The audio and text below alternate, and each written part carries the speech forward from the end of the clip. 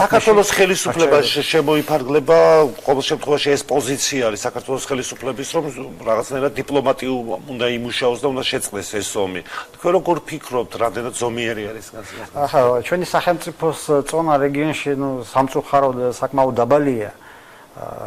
ფაქტობრივად ჩვენ და სომხეთი ერთი მასში ვართ. თუმცა ხშირად გთხოვდნენ ხოლმე თუნდაც უკრაინასთან დაკავშირებით რომ მკვეთრი პოზიციები გქონოდა ხო საქართველოს? ოღონდ ჩვენ არ გვაქვს იმის ფუფუნება რომელიმე მხარის პოზიცია დავიკავოთ. უნდა დავგმოთ ნებისმიერის თქვათ ესეთი ქმედება, რაც დესტაბილიზაციას გამოიწვევს და ჩვენზე უარყოფითად აისახება. ანუ ერთ-ერთი სამშვიდობო იმით თუ გამოვიდეს, იმიტომ რომ ახლა ირანის მხარდაჭერა ახლა არ გამოდის ახლა ანტიდასავლურად განწყობილი სახელმწიფოა ისრაელი თავისი გავლენებით და თავისი ლობით, ახლა ისრაელის მხარდაჭერაც ამ კუთხით მკვეთრი მხარდაჭერა ჩვენ არ ვიცით რა კონფიგურაცია დალაგდება, იმიტომ რომ ირანი მაინც ჩვენი მეზობელი დარჩება. ახლა ჩვენ არ ვიცით რა სახით იქნება ეს ირანი ახლა მომავალში, მაგრამ სამეზობლოს გადამტერება ასე კონკრეტულად ფსონის დადებით მე დიდ შეცდომად მიმაჩნია და ზუსტად აზერბაიჯანი ამას აკეთებს. მას თავისუფლად შეუძლია თქვათ ახლა თურქეთი ემტერება ვერ ვიტყვი, მაგრამ